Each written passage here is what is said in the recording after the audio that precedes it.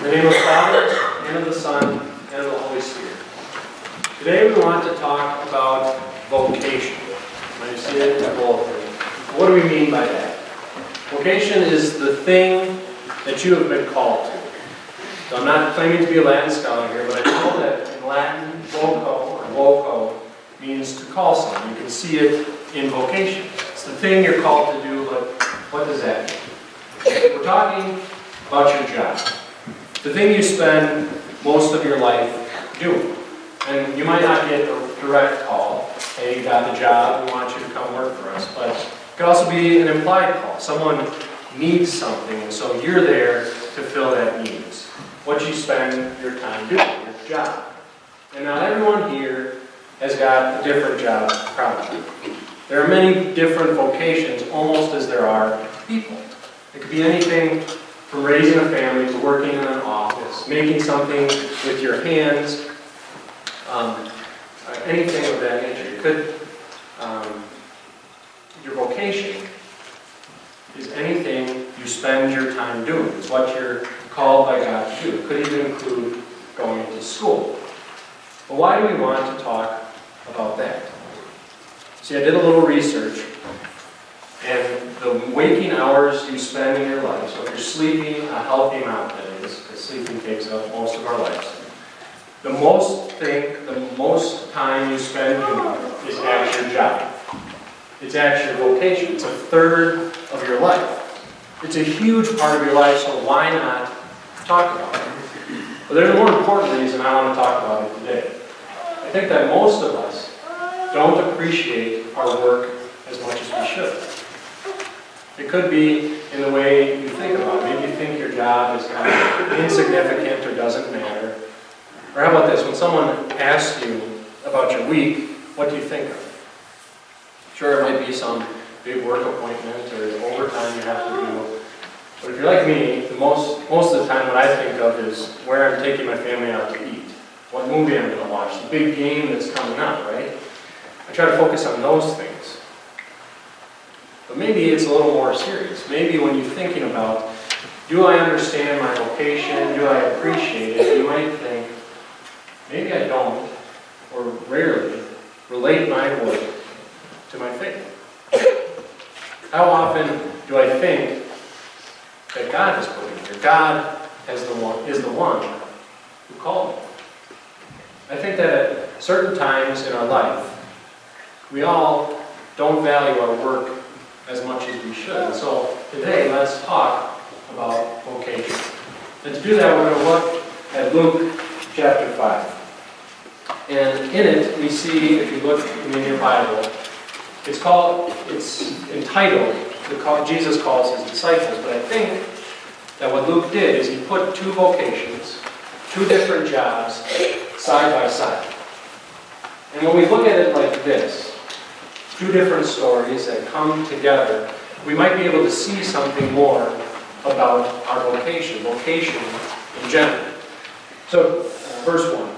One day as Jesus was standing by the lake of Gennesaret, with the people crowding around him and listening to the word of God. So right away in verse 1, first we need a little history. The lake of Gennesaret is also known as the Sea of Galilee. So if you pull out your mental map of Israel, you see the Sea of Galilee in the north, the Jordan River running down that opens up into the Dead Sea. So Jesus is up there in the north. It's the beginning of his ministry. He's just started preaching. He doesn't really have disciples yet. And we see something else about his vocation. First, what is he doing? He's preaching. He has a message that people need to hear, right? That message of forgiveness, a new life. And so he's proclaiming that. But what else do we see? He was pretty good at his job, right?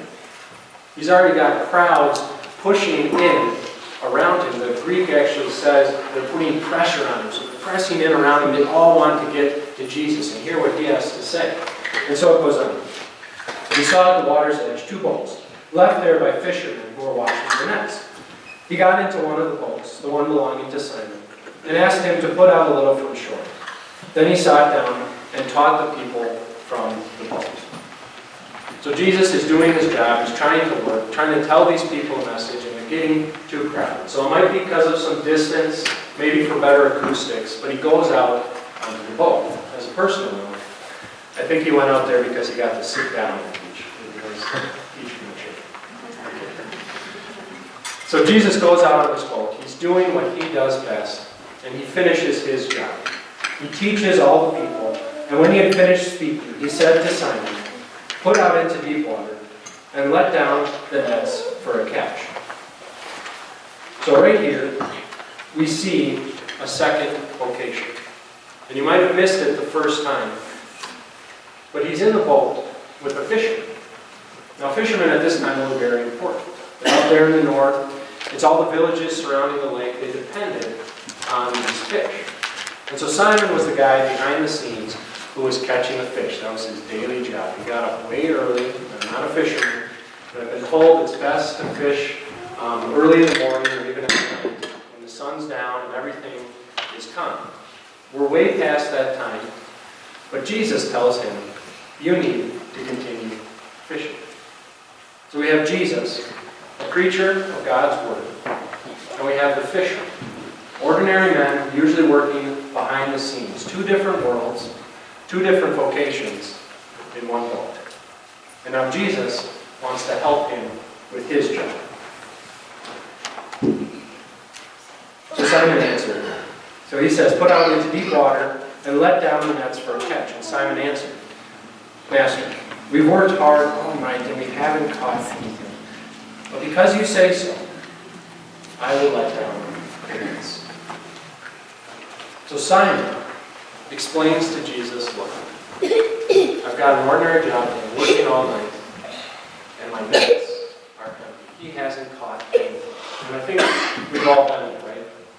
A hard day of work, and at the end of the day, you're exhausted, you might be a little frustrated, and you have absolutely nothing to show for it. No highlights, it's just a regular day, and how do you feel? It feels pretty bad. That's where Simon was, and here's the amazing part. Here, he does something that I probably wanted to do. He says, after this kind of day, sure, I'll keep going fishing just because you say so, Jesus. And here's what happened. When they had done so, they caught such a large number of fish that their nets began to break. So they signaled their partners in the other boat to come and help them. And they came and filled both boats so full that they began to sink. Whoa. Jesus wanted to help them. And so what does he do? He gives them the best day ever. For a fisherman, this was gold. They had so many fish, their boats designed for fishing couldn't even help them. They were sinking. And I think we've all had days like that too, right? It looks like maybe a bonus check sitting on your desk. Or maybe your family is so organized that they're all doing things on their own. You barely have to keep control of things. Some days you feel like this, but for these fishermen, it was the best day ever. And what do we see? Jesus had called Simon to do something. Something ordinary, and then Jesus blessed it. Blessed it more than Simon could ever imagine or guess. Jesus made Simon just as successful as his ministry was. The Greek actually uses a similar word. Remember, the crowd was pressing in on Jesus. These fish were so full that they were pressing on the nets the same way. Jesus was good at his job, and he wanted to tell Simon, I'm right there with you. But how did Simon take it? When Simon Peter saw this, he fell at Jesus' knees and said, "Go away from me, Lord. I am a sinful man." For he and all his companions were astonished at the catch of fish they had taken. And so were James and John, the son of Zebedee, Simon's partner. We saw it in the reading from Isaiah. We see it here now. Simon Peter knew Jesus was perfect. He knew now Jesus was the Son of God. He had seen this miracle. What does that make him think of? His sin. He was a sinful man in front of the Almighty God. But Jesus comes to him and says, "Do not be afraid. From now on, you will fish for people." So they pulled their boats up on shore, left everything, and followed him. And these last two verses, I think, are the most amazing part of the story. Yes, we just read about a miracle, and that would be awesome. But look at what Jesus says. From now on, you will catch men. He takes the two vocations, the two different jobs we're looking at in this story, and he brings them together seamlessly. He meets Simon where he's at and says, just like you're doing now, I want you to do for me. I want you to spread God's word. Something that I've always wished I could come up with an analogy like that, but Jesus does it on the spot. And here is the most amazing part. They left everything and followed him. They had just had their best day. Their boats were sinking. They had so many fish, they probably didn't even know what to do with them all. And they left it all there to follow Jesus. Now this is an amazing story. We see so many different things, a miracle. Simon Peter doing things that would be hard for us to do in our jobs, right? But you might be thinking, what does this have to do with my vocation? And I'm fairly certain that none of you have a full-time job fishing. If you do, you can raise your hand. I'll apologize. And I think the other one only applies to me, right? None of you are making a full-time wage as a minister of the gospel. So what does God say about your vocation? I think he does tell us a lot, even in this reading. And it might be hard to think about, even especially if you think your job ordinary or inadequate, something that doesn't really matter. I've been there. I remember a time in college I got a job working for a butter factory, believe it or not. I thought it was fascinating. I get in there, new machinery, I'm ready to go, and my job for 4 hours a day was to take large 55-pound blocks of butter, throw them into a giant hopper, and keep butter pumping through the factory. So I was pumped. I was ready to do this, but then you can imagine, after a week, what was I thinking? I wish I could just do something else. Got pretty boring. My job didn't actually mean that much. Most of the guys couldn't recognize me. I would just come, throw the butter in the hopper, and I'd leave day after day. And maybe that's where you are. Thinking day after day, what does my job matter? What does my job matter? Or maybe where you're where Simon, what happened to him? He had worked at a job, and maybe he enjoys his job, but at the end of the day, what did he have? Emptiness. And what does it look like when your hands are empty? Maybe it's putting in overtime for a whole month when nobody's saying anything. Maybe it's trying to take care of your family, your extended family, your friends, and week after week, nobody stops to say, thanks. I appreciate everything you do. Maybe you're in school and you work hard every day and it just seems like the lessons are going to come and come. At the end of the day, you might be thinking like you have anything else. And that might make you mad. It might make you frustrated. It might make you think, this doesn't matter. What could God possibly want me to do here? I think this account, this reading, tells us something special. Jesus looks at Simon. He knows how his days are. And he says, let's go out to sea. Let's let down your nets again. Jesus calls Simon to do something more because Jesus had a purpose for him. So when we look at our vocation, when we look at our job, we can know God has called us to where we are. Our every day is God's call. Now, I'm not saying that this is it. Wherever you're at right now, that's where you're going to be for the rest of your life. What I am saying is that God is behind you. You might switch jobs, and God has a purpose for you there. God is behind you. He understands the work you're doing. He was a better fisherman than Simon was. He's right there with you. Your every day is God's call. And I don't even think that that's the most interesting thing that we see here. What's the cool part of this story? It's the miracle, right? Simon getting all of these fish. I think Jesus also tells us something on the flip side. You might be thinking, my job isn't, I feel like my job is adequate. I feel like I like my job, and that's okay too. And you might even be blessed like Simon was blessed. Your business could be doing great. You could be making money. Your company could be flying off the charts, and you're reaping the benefits. That even happened to me at the butter factory. It was a long time of mundane stuff, but then all of a sudden I got the flip side. The company started doing great, nothing that I was doing.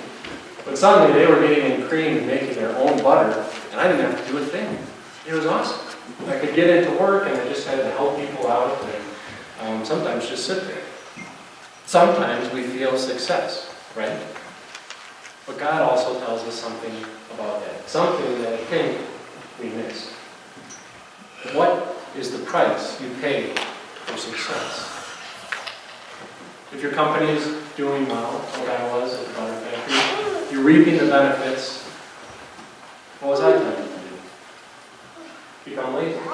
Pretty soon if I had to do something I didn't want to do, I felt like I didn't have to do it. I was entitled. If you own your own business, and God is blessing you in great ways, what price are you paying with your family, or your friends? Time you could be spending with them is now spent serving your customers. Or we even see it in the Bible. God gives success. He gives it to Simon. And what happens to him? The part I was amazed at when I reread this and studied it was that his nets were breaking. Both of their boats were sinking.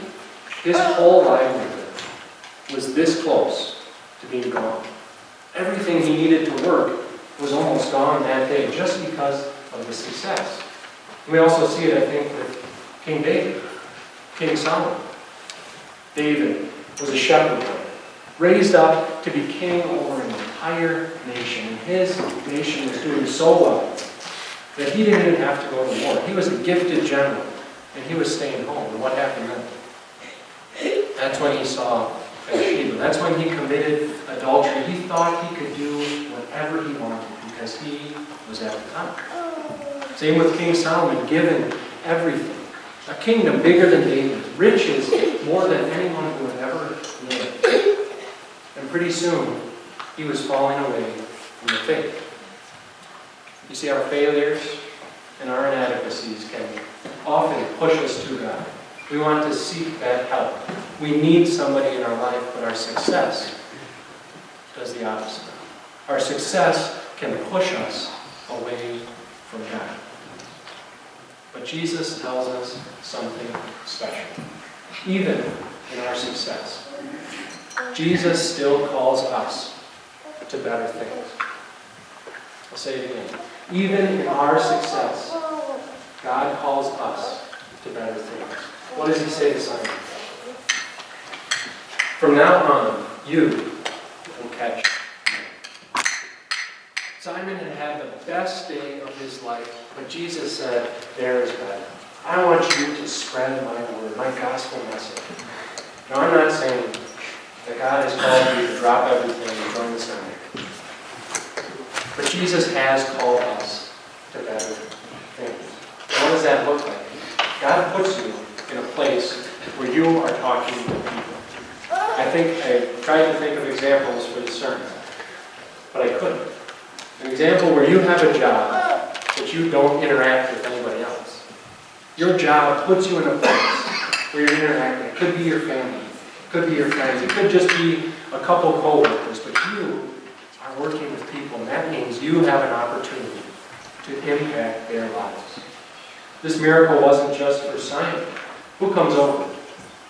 James and John. You might recognize their names. Other disciples. They were impacted too. The people around you will see how you work, see your attitude, how you view your vocation.